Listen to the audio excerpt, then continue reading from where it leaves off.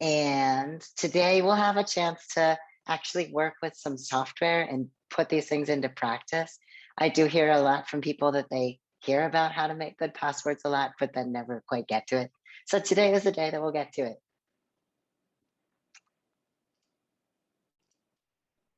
And it would be great to know who's here. Please introduce yourselves in the chat with your name and your pronouns, what organization you're with, if you're with one, and where you are. And as an icebreaker, I'd love for you to open up this link. I'll put it in the chat as well. It is 2020's 200 most common passwords as gathered by NordVPN. So here is a link. Please have a look at that list. And if you happen to see a password that you're using on it, just let us know. Don't tell us which password. Just let us know if you are also using one of the most popular passwords.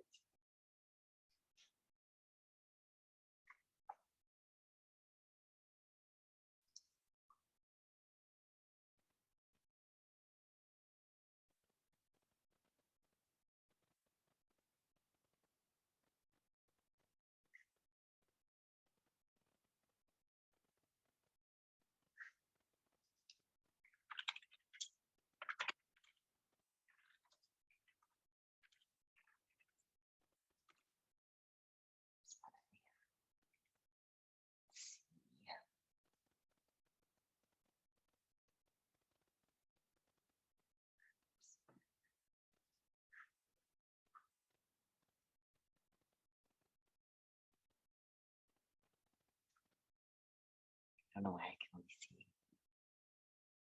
There we go.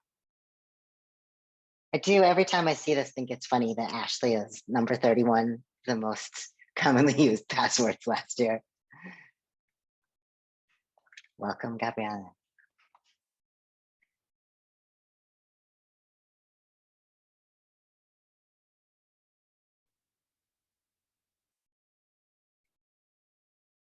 Blink 182, yeah.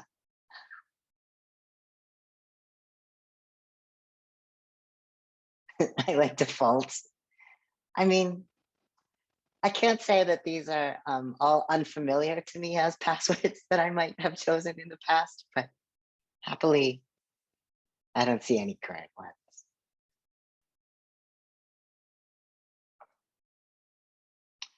Yeah, password with a 0 is really funny. I like default a lot. Yeah, password for password.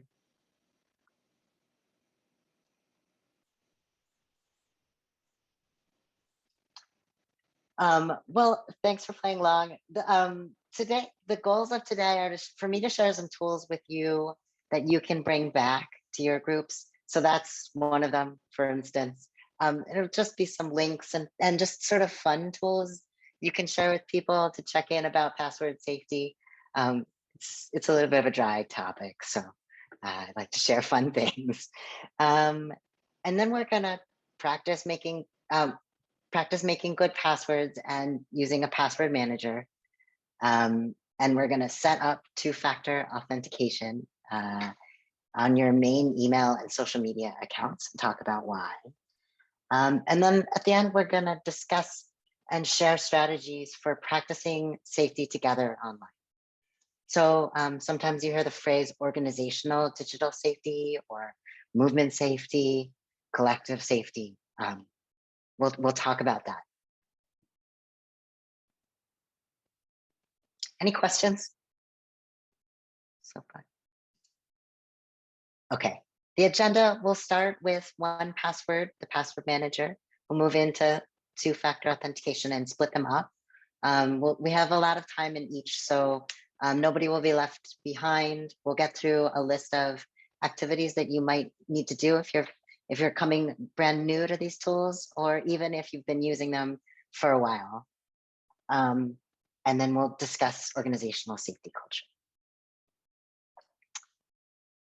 All right, so why do we talk about passwords? Well, the first thing we already experienced is we're not that good at making random passwords as individual humans.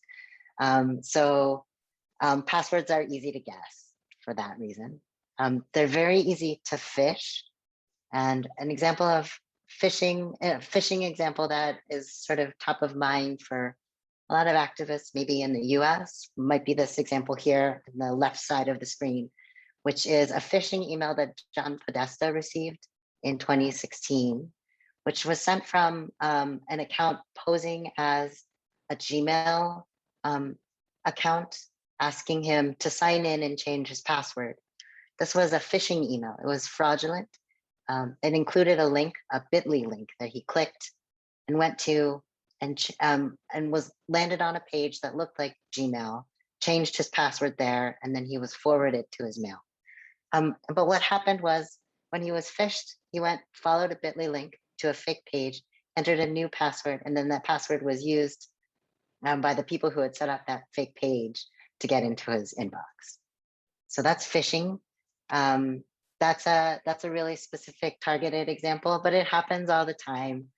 We see less targeted. We'll see sometimes like a phishing scam will go around for maybe Netflix, where you'll receive an email from something that looks like it's coming from Netflix asking you to log in. And the goal is to ask you to basically give up your password. So phishing, very common.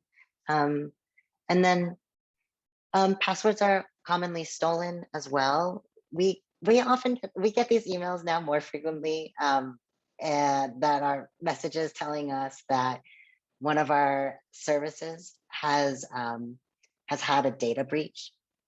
And data breaches can mean a lot of things. Hopefully your service sends you an email, lets you know it happened, and tells you what data was breached. But one thing we should be really asking when we get those messages is, were our passwords and usernames involved in that data breach? Was any financial information involved? Oftentimes, that's what those breaches are about. Malicious hackers are trying to get access to databases of passwords so that they can be sold. And since humans aren't that good at making random passwords, they often reuse them to memorize them. And an example of how those two things link is the recent Colonial Pipeline hack. Was actually an example of somebody's password was stolen in a data breach, and they were using that same password in a service that was hacked in a data breach, as well as on one of their work services at Colonial Pipeline. So a malicious hacker was able to just buy a set of passwords and try them, and since someone was reusing it, got access to the Colonial Pipeline system. Do people have any questions about phishing or data breaches? We have plenty of time if you've always had a question about it, and this is a great space to ask. I've got a question. Hey, DJ. Yeah. Hey there. So I just noticed 2 emails that I got earlier today saying that I had purchased something that I definitely didn't. It was a little weird. And what threw me off about whether or not it was a phishing email was that it didn't ask me to click on anything. There wasn't a link anywhere, and I opened it before I even caught myself, and it made it to my primary inbox. But it asked me to call a phone number. So yeah, I didn't, but I haven't seen anything like that before. And I tried Googling it. Some people have gotten it too, but is this a new thing or? That I haven't seen that either. I don't know if anybody else here seen that? I have only received those kinds of things in actual physical mail or on text messages, actually. But yeah, so phishing, this example is just sort of an extension of other kinds of fraudulent communication that we've been more accustomed to receiving. And so phishing is just, an example of how we have to build the same muscle for identifying what's fraudulent. Like, that was really great that first of all, you realized you hadn't bought something, and then you went and looked up online. If you have a sense that something might be fishy or fraudulent, looking online is a great place to go. Sometimes you'll find that even if you copy paste the whole body of the email, you'll find that there's a discussion thread somewhere online where other people have received the same message. And it's a really good way to check and make sure that you're on the right path, identifying it, whether it's fraudulent or not. Yeah, cool. Okay. So more on this passwords are easy to guess story. This is a tool to share with your folks as well. It's have I been pwned or have I been owned or pawned? I'm gonna load it here and put it in the chat. And so this website is a place that gathers information about services that have had data breaches. If you land on the home page, you can enter your own email or phone numbers to see if that's been involved. I'll enter an old email address here. And oh no, it was involved in 2 data breaches. I expect that. It's a very old email address, and so I'm not surprised that by now it's been involved. There's also a section here for checking passwords. So I would suggest never to enter an actual password you're using now, but maybe like if you used to use admin a lot, you could type it in there. Or here's a password that I used to use with that Yahoo account. And it has been involved in 6 different data breaches. I have a hunch that it's a password that was commonly used by other people. And I also know that I used it a lot in the past. So I think this is a great tool, especially if you're working with other people, other activists or people at your organization, to have them go here and check. It helps really, it helps people feel the impact on themselves of like, and start to ask whether or not they could be safer about their passwords and taking care of them. Any questions about that tool? Okay. So password managers are a tool that we should be using now. And a password manager is a piece of software that can remember our passwords. And at this point, also, they can generate complicated passwords for us. We can often store other kinds of information in it, whether it's sensitive files or maybe like bank account numbers or something, you know, bits of information that are very sensitive that you need to store somewhere that you trust a lot.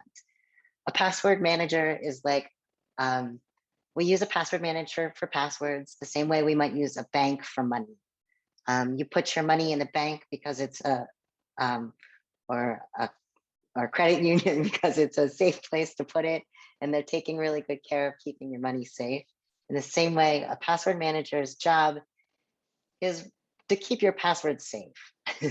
And so we definitely want to choose ones that are well recommended, and you can ask friends what they're using and why. We're going to work with 1Password today. I have a question though before we continue, because we're small in numbers, and I think we can support other types of software too. Can you share, are you using a password manager already, and what are you using? Feel free to type into the chat. And if you can't chat, feel free to unmute and share.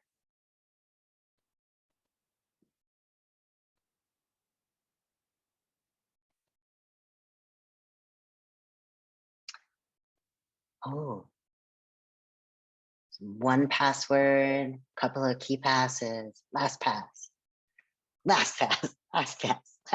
Okay. Well, LastPass and downloaded 1Password for today. Cool.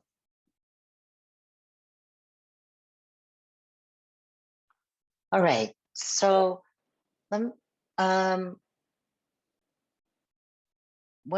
so the differences between these, let's talk about that a little bit before we keep going. KeePass is a piece of software that you can use where you store it on your own devices and it remembers your passwords on your devices. These other services, LastPass, 1Password, there's something called Dashlane you might have heard of. Those store passwords in the cloud. So you can log into those password managers on a browser or through an app that's on your phone or your computer. So you're putting your trust in those password managers to keep your data safe, like I was saying, like a bank would keep your money safe. Whereas with KeePass, you don't have to invest that trust in someone else, but you do just have to make sure that the device that it's on, that you're taking good care of that. And all of these pieces of software will be protected technically. They will have like good encryption on them. So it's not like you're just storing a sticky note or something on your computer or in the cloud, but nonetheless, you still have to trust where it's being stored.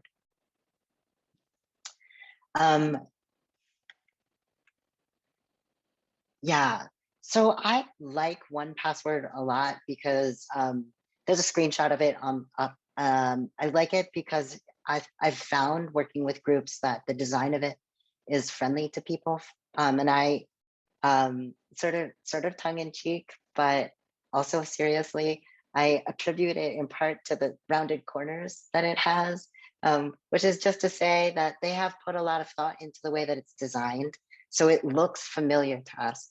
Rounded corners is something we're used to seeing on application windows. I think the layout of things is quite familiar, and people, the metaphors that we have to learn when we learn a new piece of software are fairly readily legible, I think, when people come to this tool. So that's why I tend to recommend it.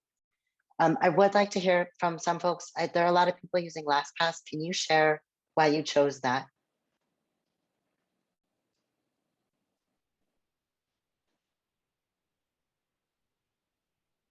I know LastPass used to have, and they still have actually, a free version, which I know in the past has been something that people I've worked with have also been drawn towards.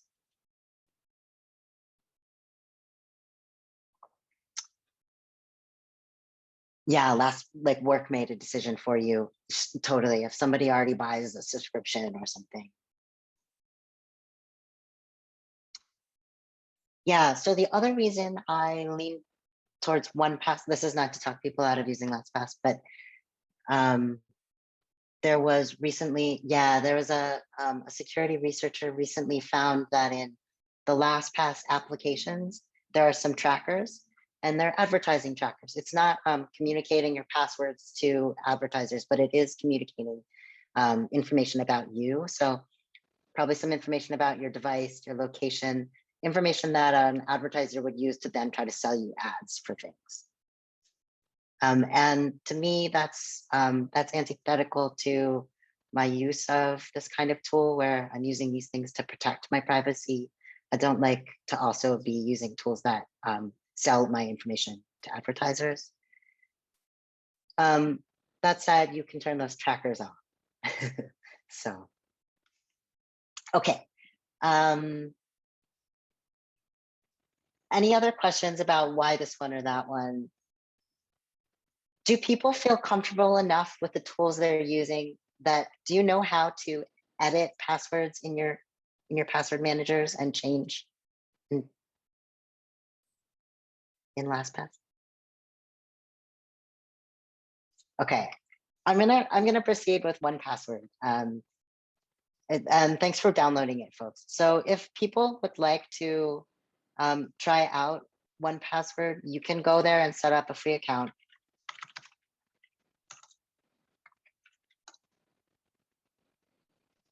At some point it will ask you for a credit card. There's a button that says skip that part. You can skip it. Here's a link.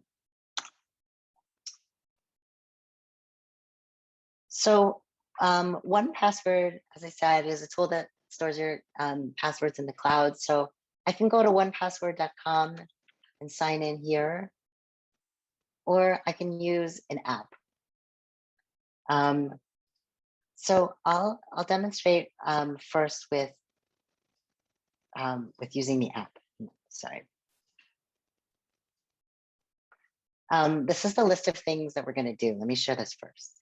We're going to create and edit an entry in our password manager.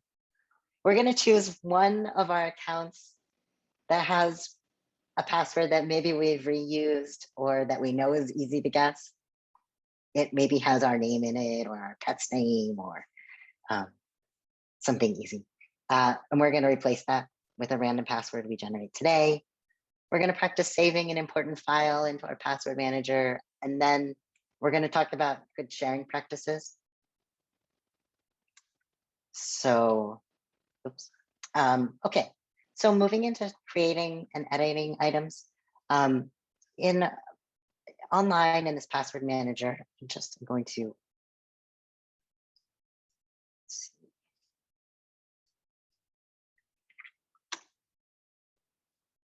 I log in by entering my secret key and my password, and I'm taken to this page.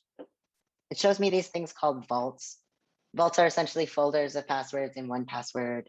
I can create a new vault here, demo vault for today, for instance. And then I can view the contents. To create a new item, I click this plus button that's down here.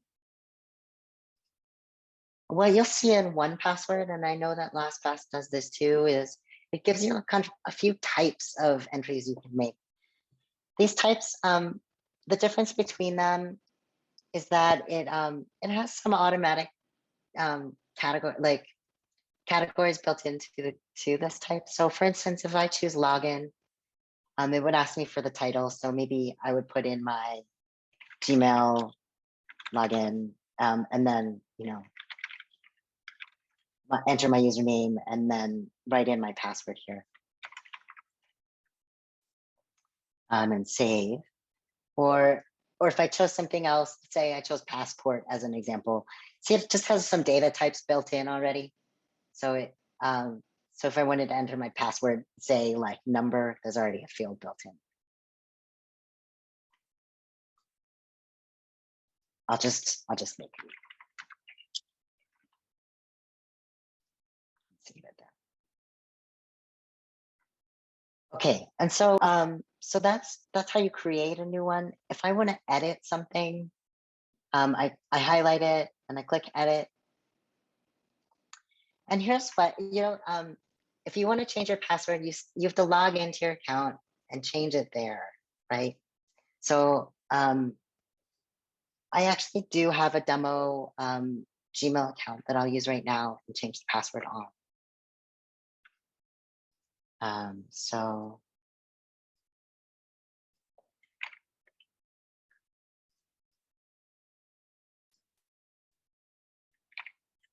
that's the current password. So I'm going to save it. My Gmail account is here. If I go and manage my account, I'm going to choose security and then password to go change it. So I'm going to enter my current password here. And then it's going to ask me to enter a new one. So I'll go back to 1Password and generate something new here. The way I do that is I click edit.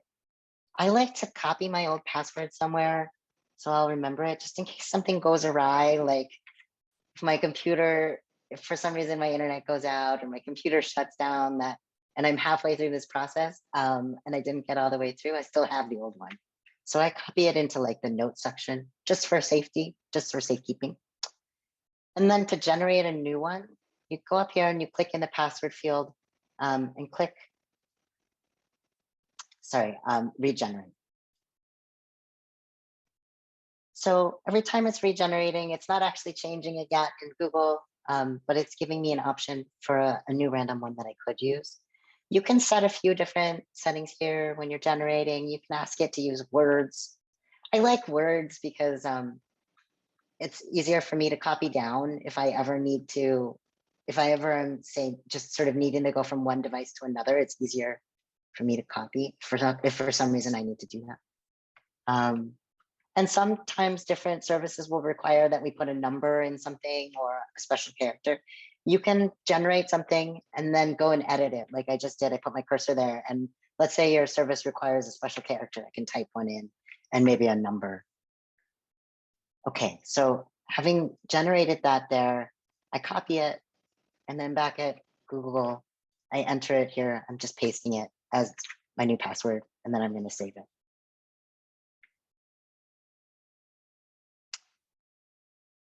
That's that. Does anybody have any questions about how to do that? Or any, are there any, yeah, any questions today or in the past when you've tried to do this?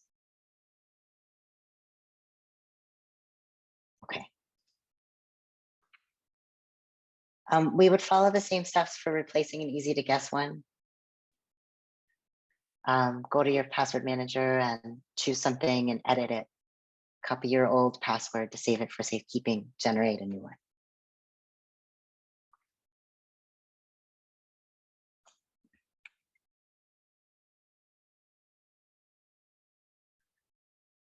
So the next thing I want to show is how to save an important file into 1Password. Here, this is the app view. I find it easier to view. I find it a little easier to use, so I'm going to demo with that one now. The same thing, I'm just logged in to the app here, same account. And I'm going to say, let's see, I want to make an entry that is, let's say it's a passport.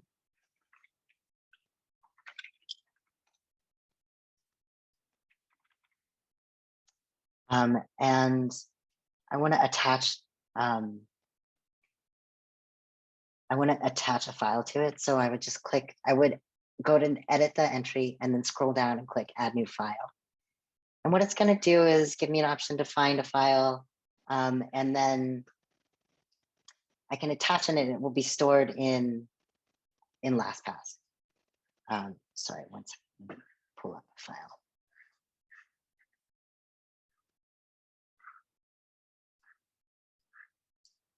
Is anybody storing sensitive documents in their password manager? No. Yeah, I do like to store. Yes, Raj does. What kinds of things are you storing? Yeah, so for instance, there's a picture of my passport, but it's actually Elmo today. And if you want to see it, you can click view.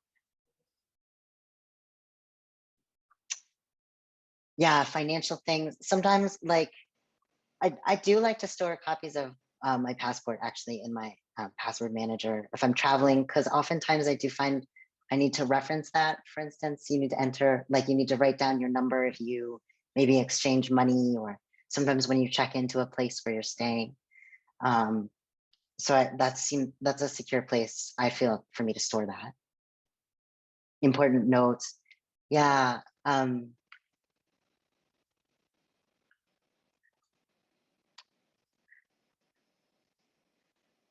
So another thing that's great about password managers is that it lets us share passwords in a safe way. So there are many ways that we can share passwords safely. The best way, if you're using a password manager, is just by sharing it through like this vault, for instance. So I can choose to share this vault directly with people. Is it possible to import my data from LastPass into 1Pass? Yeah, it works really seamlessly, actually, the import-export processes.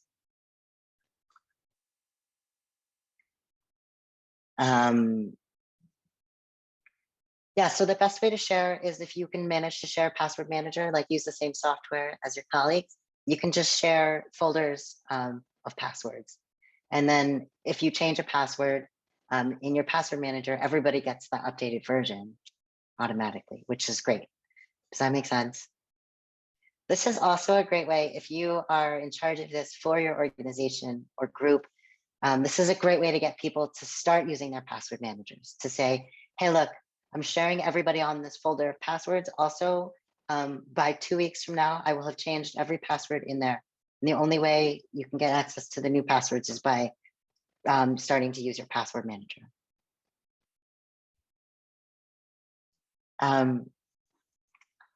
And if you can't manage to share a password manager with everybody you need to, which happens, of course, a good way to share it securely is to do it as ephemerally as possible. So get on a phone call and speak it.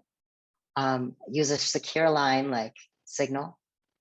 Or if you need to chat it, set your messages to disappear as quickly as possible on Signal and send it over Signal. The other thing to do is change any shared passwords as soon as you can after sharing. So something that happens at NGOs a lot or community-based organizations is we have campaigns, we have fellows that come through for different periods, and we have to share access to certain tools. Just make sure that as soon as you can, after those are shared and used, you're changing them. At the end of the fellowship, at the end of the campaign, you've changed, say, your social media login password, etc. Does that make sense? Okay. Any questions? Did anybody have any trouble changing passwords or generating new ones? Okay, I wanted to go over some common incidents. The first one, common thing I hear is, I'm aware that someone has my password and they're using it maliciously. So maybe you get a message that someone logged into your account, or you got a message worse. You got a message from a friend that they received an email from you that you didn't mean to send that was fraudulent somehow. What do you do? Or you suspect someone has tried to log into maybe your password manager. The first thing you do is you change the password on any account that you think might have been accessed. Then you change any accounts that you might be reusing that password on. When we use password managers, that should mean that we move towards not ever having to reuse a password because the password manager can remember them all for us. But if you're still in the period of getting into that position where you have unique passwords on everything, make sure you change any places that you're reusing it if you think it's been used maliciously. And then assess the impacts. Check out the login, the logs for anyone who's logged into your accounts and assess if it's been logged into or not. Sometimes you can see that someone has tried to log in, but they failed. If there's no log, then just assess what was the information in that account. What do I think the potential risks are of that having been accessed? Communicate with the people who are impacted, and then monitor, see what happens, make sure that your other accounts aren't accessed. Any questions about that?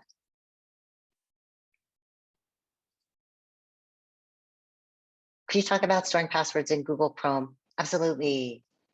Yeah, so our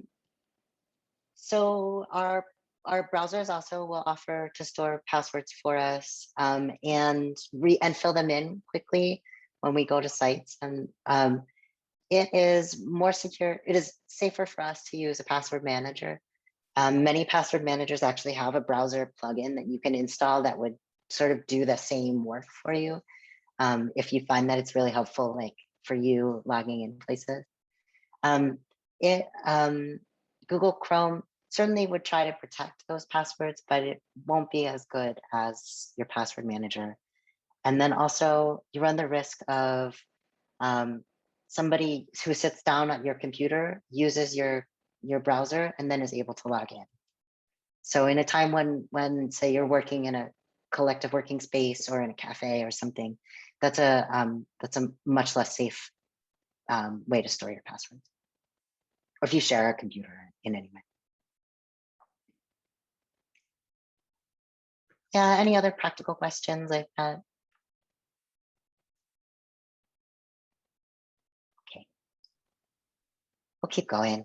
So the next thing we're going to talk about is two-factor authentication, or 2FA, sometimes it's called. Authentication is how sites prove that you are who you are. And it's called two-factor because the first factor that the site is using is your password. You enter your username and your password to authenticate that it's you. And then the second factor is something that you have. So the first factor, your password, is something you know. The second factor is something you have. And that usually means like your phone, like you get sent a code somehow on your phone to an app or a text message, or you get sent a code to your email, or a physical device. So there are many paths to get to, there are many second factors you can use. The most secure second factors are hardware. And that's because you have to physically possess it. And it's not interceptable. So hardware includes, I have a picture here. You might have seen some of these before. Sometimes bank accounts, if you have like a corporate bank account or a business bank account, will send you one of these little objects that generates a code every 60 seconds or something. That's considered a second factor. Or sometimes like today, you'll use your phone using an authenticator app and it will generate a code for you every 60 seconds. The less secure methods include like a phone, a text message. We'll talk about examples next. And then something to remember is to always have a backup, because sometimes your hardware fails. Sometimes you drop it in a puddle or you lose it, or it just doesn't work. So always have a backup. The security risk with text messages, I wanted to share this especially for activists. It's really important because we see that this is a risk for us, for activists who have any sort of public profile. The examples here are from 2016 and 2019. It's still an issue. D-Ray's Twitter account was hacked. He had two-factor turned on, but his text message was intercepted. And the same thing happened to Jack Dorsey, who's the CEO of Twitter, had two-factor turned on with a text message, and his text message was intercepted. And the way that happens is a thing called SIM swapping. So somebody calls your phone company, tells them you got a new phone, and asks them to switch your phone number over to your new SIM card.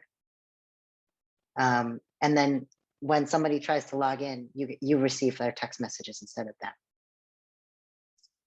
Does that make sense? And so that happens to that will happen to people who have a high profile, whose accounts are worth somebody going through the trouble of calling their phone company, figuring out who their phone company is, calling them, and trying to steal their text messages that way. It also happens in places where people are using state-run telecommunication services. So in many countries, the mobile phone services are provided by state-run telecommunication companies. And in those instances, it's also dangerous for activists to receive text messages for authentication, because it's very easily intercepted and used against them by their own states. So for us and for people who organize globally, this is important. Any questions about that?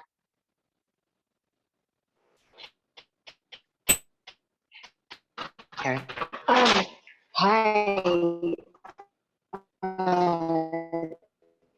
This is Heron. So just in the interest of the fact that, hear me? Yeah. Cool. So just in the interest of the fact that a lot of people who receive this like sort of warning will look at case studies like this and think that because they are not a high profile account, that this is not something that they necessarily have to. Are there like cases or scams that people run that don't target people who are famous or file orgs? Thanks for asking that. So I share these examples because I think like we have to do risk assessment when we think about these things. And for some people, text message might be safe. So for some people that you're working with, it might be that actually text message isn't that much of a risk for them. It would, because it takes some work for someone to do this. It takes the work of identifying what telephone company you're using, calling up, learning enough information about you that they can manage to scam your telephone company into porting your number, which is a fair amount of investment. So We do only worry about this if your opponents are fairly well resourced in that they have time to do that and motivation. Yeah, great question though.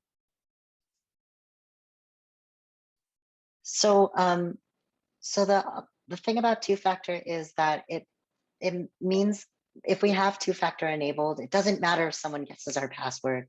It doesn't that much. It doesn't matter as much if our password was involved in a data breach, because in order to sign into our account, you need both our password and our second factor.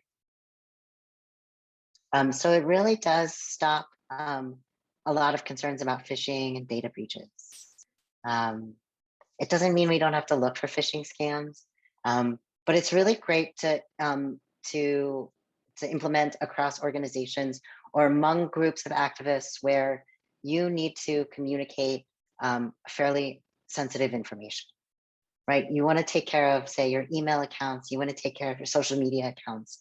You make sure that it's not easy for someone to guess their way in or scam their way into your account. So I'm gonna show Authy today.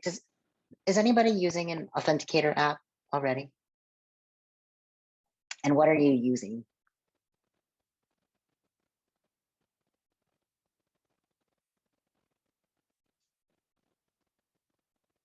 Duo.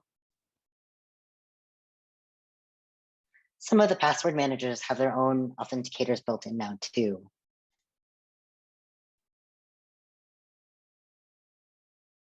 Yeah, Google Authenticator.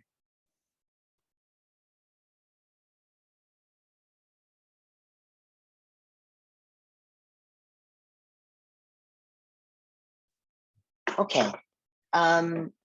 So what I want to do today is walk through the process of setting this up. Just do a check though. Also, folks who are here, do you already have two-factor enabled for Gmail and your social media accounts?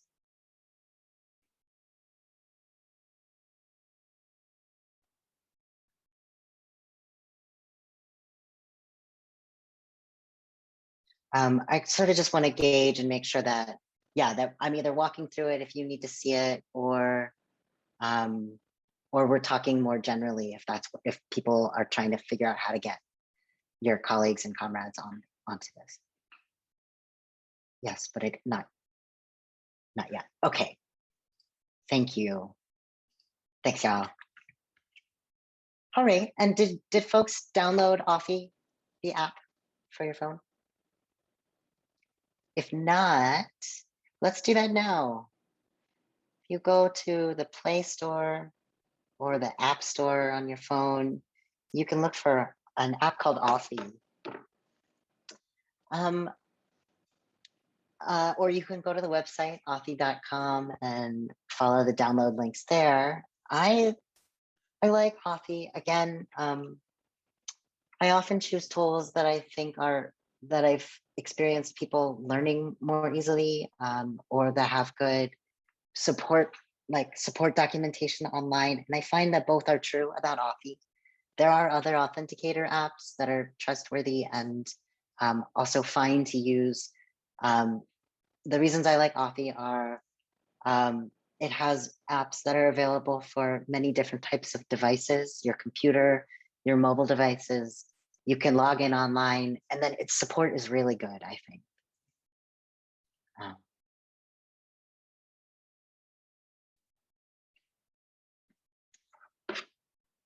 So when you install Authy, it's going to ask you to like set up your account and enter a password on it.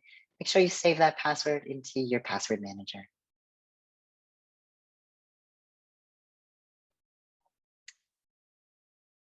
And I'm going to walk through setting up two-factor with Google. Here is the link. So for folks, sorry, Raj, or also congratulations on not using Gmail. But for folks who are using Gmail, this is a good place to start for yourself and also with your colleagues and comrades, because Google has a lot of like really clear documentation about how to set this up.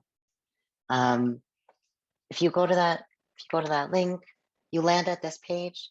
It has some cute cartoons and a lot of explaining text, which I find is really helpful if people need to walk through things on their own. This is like a really helpful sort of set of tools.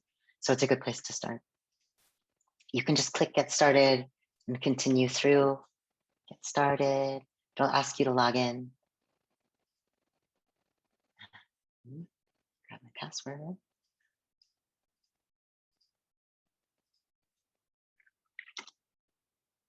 Oh.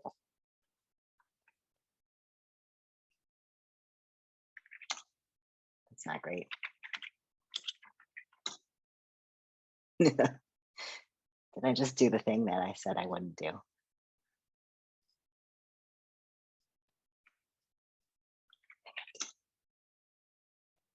This is an example of not saving your new password properly.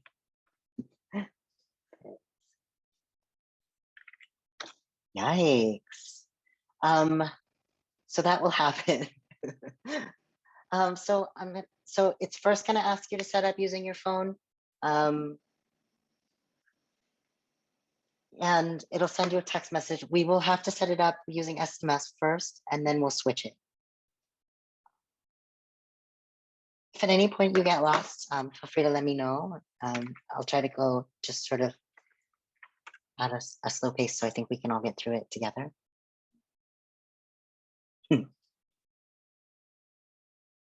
Great. So now I'm going to turn it on.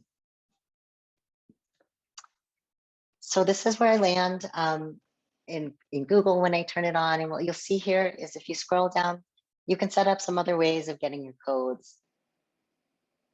A security key is a hardware key like the ones I was showing. They often have a USB plugin, or sometimes they're standalone keys that just generate numbers. A backup phone, another phone other than the one that I just received the text to. Authenticator app we'll use today. Google prompts you can set up if you use an Android, and backup codes we'll set up today too. Let's set up first with the Authenticator app. So click set it up. I use an Android, so I'll click that and then next. It's going to show me a QR code. So QR codes are these scrumbly looking black and white images that we'll see these often when we're using two-factor and enabling it. When I set this up, it's going to show me this on the screen, and then I'm going to pick up my phone. I'm going to open Authy, and I'm going to click add account. On an Android, you click the buttons in the top three dots in the right corner. On an iPhone, I think there's a plus button. Click add account.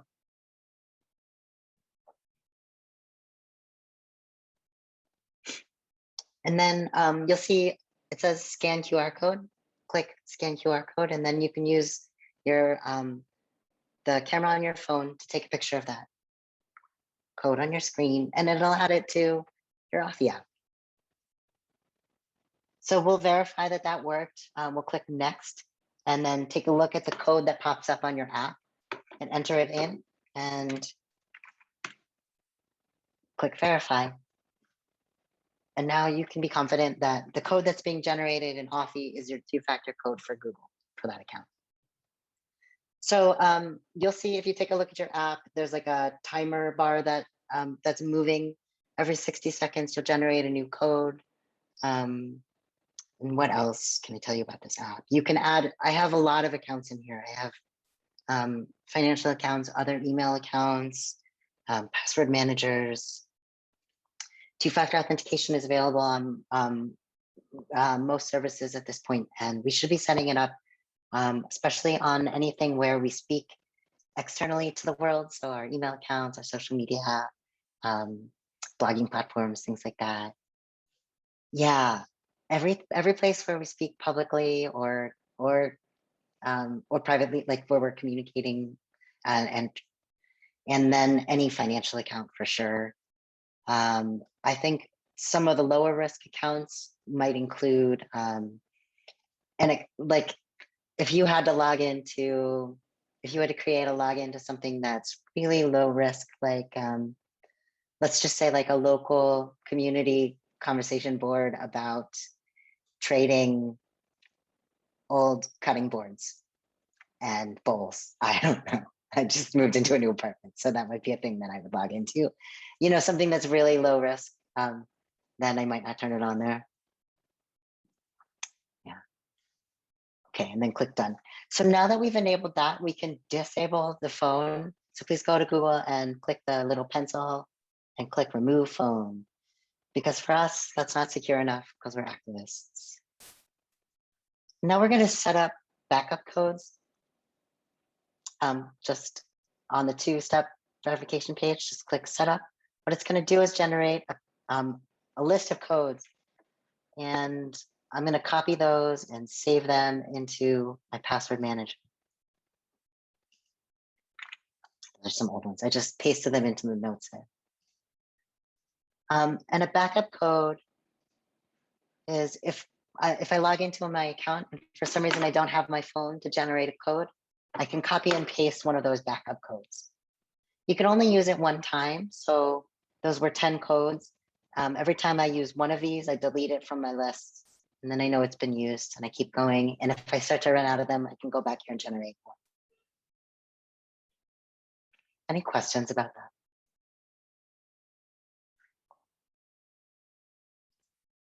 Okay, I would say that's really important if you're working with other folks also to help them set up their accounts, just to remember to set up a backup, either get backup codes or set up a second method for doing it.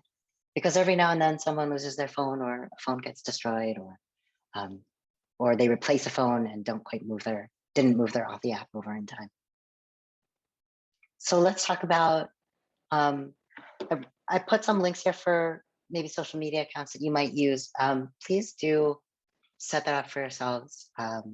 Make a note and do that. And save your backup codes or set up backup things. Some common incidents that I encounter are the most common I encounter is I changed my phone and I didn't transfer my authenticator app or tokens. Or my phone broke and I can't access Authy. It's kind of both the same. To me, it's sort of both the same. We troubleshoot it the same way. You can use your backup method to get into your accounts. So if you're in this boat, you can still log into your accounts using your backup method. But then you also have to take care of recovering your Authy account or your authenticator account. We just set up an Authy account and save the password in your 1Password account. So with Authy, you can just download the app to your new device or your replacement device and log in using that password. If you've also forgotten that password for any reason, Authy has a good process for going through and recovering. I'm not as familiar with other apps. This is one of the reasons why I like Authy at this point, because this is common enough. The people going and replacing their phones or needing to get a new phone for any reason and not transferring Authy over. It's common enough that I've found I've had to use this pathway with a lot of people.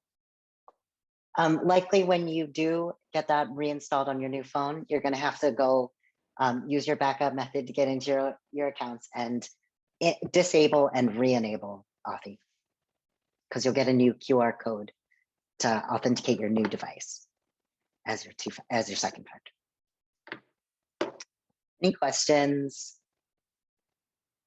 Or like any questions about, oh, we're trying to use this in my group or among people and it's just not working for us for this reason. I hear a lot of times people who share social media accounts, maybe there's a communications team and multiple people have to log in. I hear questions of how do we share those second factors? And my suggestion is that you can generate backup codes and share the backup codes and ask people to, does that make sense? So one person has Authy registered to their phone on that social media account, and then you share an entry with all the backup codes and regenerate it when you've used them up. Authy is a company that's based in the US. Yeah, good question.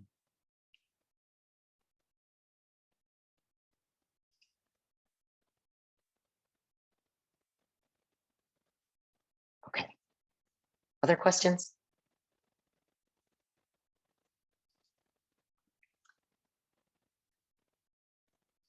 Can you sign into Authy from multiple? Yeah, you can. You can set it up to, yeah, to like talk to a phone and a tablet and a computer. Yeah.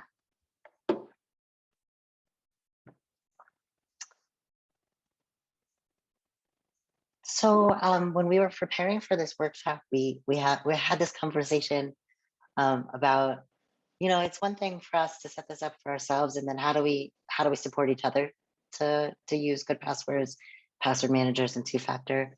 So we wanted to make some space today to talk about it too. If you think of an organization you're a part of or a group of activists you organize with, in that group, are you practicing good password management, and are you using two-factor on sensitive accounts? And can you share with us in the chat, yeah, we're doing this well, or we're not doing it well?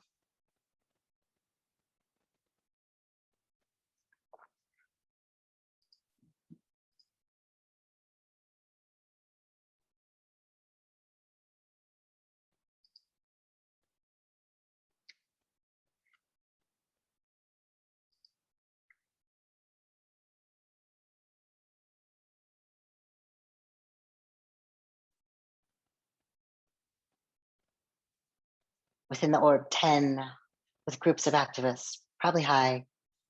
Yeah.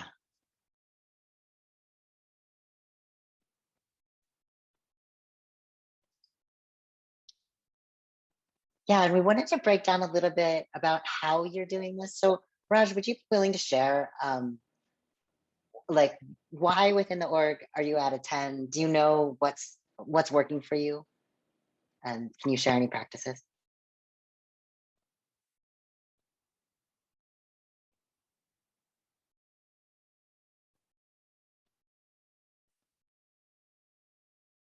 Yeah, team manager is a genius. Yeah. Yeah. Yeah. And like, are there specific times when everybody gets together and sets these up? Is it when you onboard as a new staff person?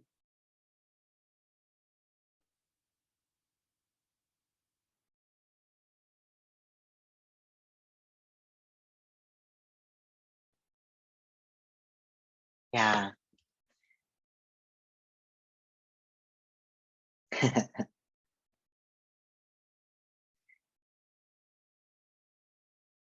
Nice.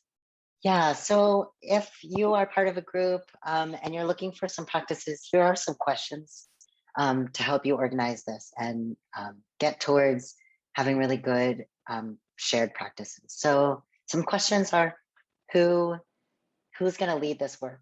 So oftentimes in a group, it's somebody who is, maybe they're a really patient trainer. So people have gone to them with questions, or maybe they are just sort of, they like playing around with tools, tech tools. And so they've kind of landed in this position. But the first thing to do is to explicitly name somebody or a group of people. So it's clear who's going to take charge of this, and be watching out for shared practice and safety online. Some ways of thinking about how to do this are designing some teaching and learning spaces and practices, figuring out how you're going to address issues when they emerge, and then figuring out how periodically you're going to assess your collective practices. Asking questions like, are people still practicing these agreed upon things, and do we need to change anything? And then another question is, when are you going to make time for these practices? So some suggestions are onboarding and offboarding. Onboarding is a great time if you have new staff folks coming in, or if you're starting up a new campaign and you have a group of new members coming in to work together. It's a really good time to go through a checklist. Say, everybody set up this password manager. Everybody make sure you have access to this folder of passwords. You know how to generate a new one, etc. everybody, in order to access this account, you have to set up two-factor. We'll walk through that together, that kind of thing. Team meetings, if you already have a shared time that you meet up, making sure that you're making space to report issues and share learnings as you learn new things about tools, or if you're the responsible person in your organization or group for helping people address issues and you notice an issue is coming up again and again, raising that in a team space can be really helpful for shared practice. People sometimes feel isolated and shy about sharing when things aren't quite working, especially in tech. So making sure there's shared space to talk about it is helpful, I find. And then also if you're an organization and you have sort of visibility into like a year's worth of work, it's helpful to build into your schedule to have an annual or twice annual organizational safety check-in. And that can be as simple as sending out a little survey that says, are you still using this or that? Do you need help with this or that? Asking specific questions and then making workshop times to support based on responses.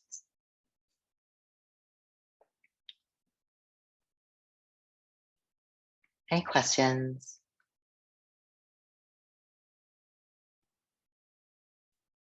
Okay. All right, that's all I have for today, but I want to open up the space for questions. Just more generally about anything we talked about today or anything else that's coming up for you in organizational safety.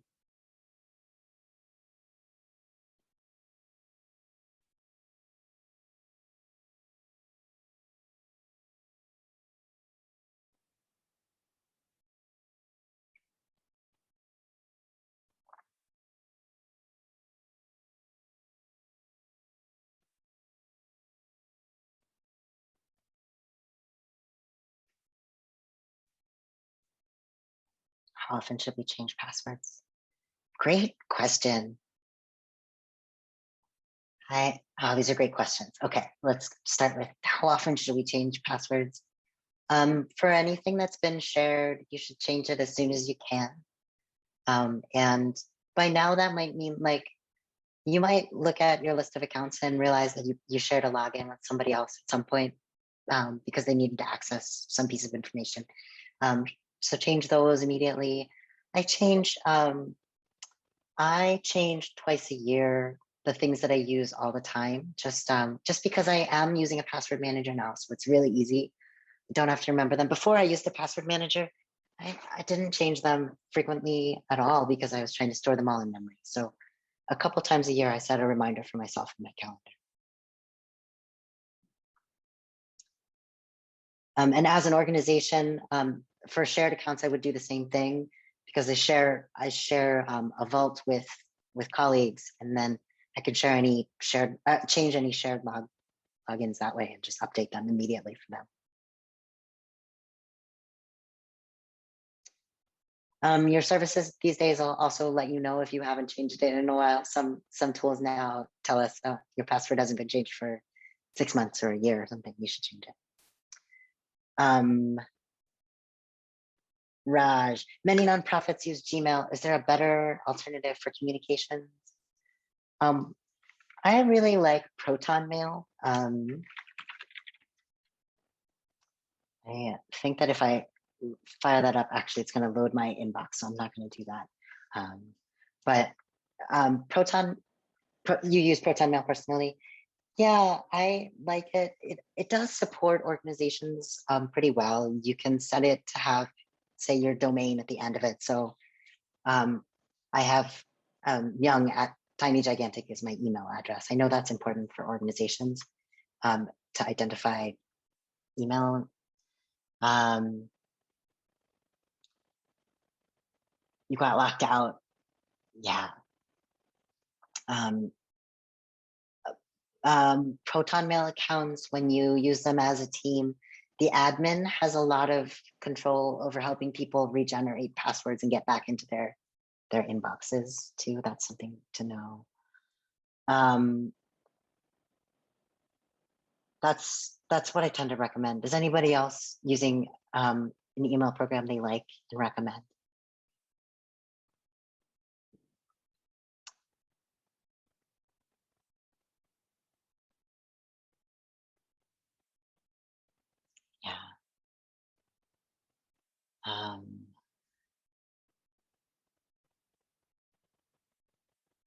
Hi, any other questions?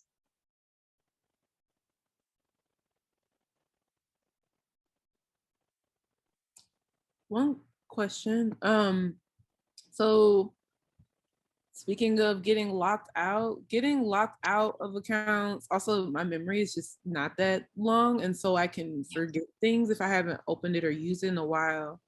So there's the Have I Been Pwned website. That's going to be super helpful. Are there like suggested plans or something that anywhere for someone who is like, so you've got like a bajillion accounts floating somewhere, you don't remember where they all are, how to find them? Does that make sense? That's a really good question. I don't know of any resources like that. I can share my personal practice around this, which is just every time I make a new account now, I enter it into my password manager, and I have a vault that's exclusively for stuff that's stuff that I know that I won't even have to use that often, but I had to generate a login for, because I feel like that's happening more and more. So it's like a vault where I would stash away. If I shop online or something, I find that I have to make a username and login more commonly now. I'll store that there. And then over time, I use the password manager to remember those things. It doesn't help me uncover things that I have forgotten about. TJ, there's one odd thing that was happening this year, which may or may not be of use anymore, but I found that about a year and a half ago, when the pandemic was starting to happen, a lot of old services sent out these messages that were like, they were like alerts to their customers and things. And it actually helped me recover like my memory of having accounts at a lot of places and figure out if I wanted to delete those accounts or not. When I receive messages from services that I've logged into before, and they're like, even with newsletters from them, I use that as a reminder sometimes. This won't solve the whole problem, but those are just some strategies. Yeah. May 1st Movement tech supports folks with us as well.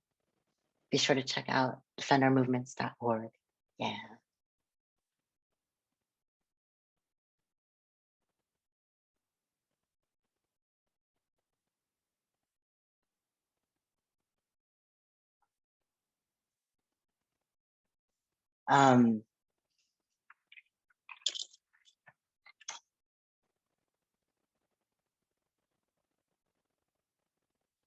I got a question about what do we do when we appear on things like Google searches or on the internet pretty easily based on our names. This happens a lot. So one great practice is to be really methodical about finding ourselves online. So take a day. Sometimes it's really helpful to have a partner in this, somebody else who wants to also look online for themselves and scrub themselves and swap and look for their information in places. So do Google search and catalog where you appear. Sometimes you can reach out to the owner of the website. Let's say I have a bio on somebody's website because I did some work for them and I want it taken down or want to replace an image or something. You can reach directly. That's if you have a friendly, open relationship with them and they have a point of contact. If there's an image that appears in a Google search, there are actually ways to get those taken down. There's a bit of a process, and I'll find the link here. I think I can find it. The process involves, again, it's helpful if you know the person who owns the site and they have a way of you communicating with them. If you can get the image taken down from the site, you can then appeal to Google to have it removed also from their cache so that it doesn't come up in Google searches, even if it's taken down from sites. You can also let's see. So you can check out that as a resource. Something else that I do in this process of being methodical about finding myself online, if I find images of myself on other people's, if I go online and on social media accounts and find images of myself, I will contact individual handle owners and ask them to remove things. It's sort of painstaking. You have contacted Twitter and Facebook to take down things and haven't gotten a response.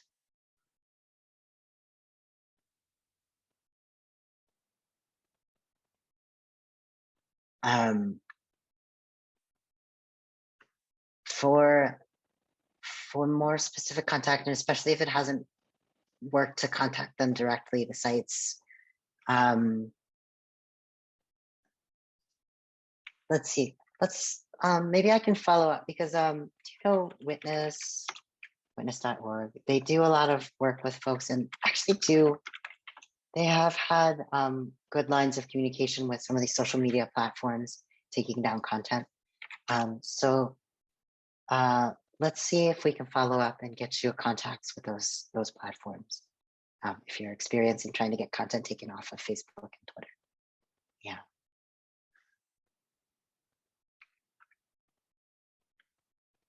Witness is a network member. Great.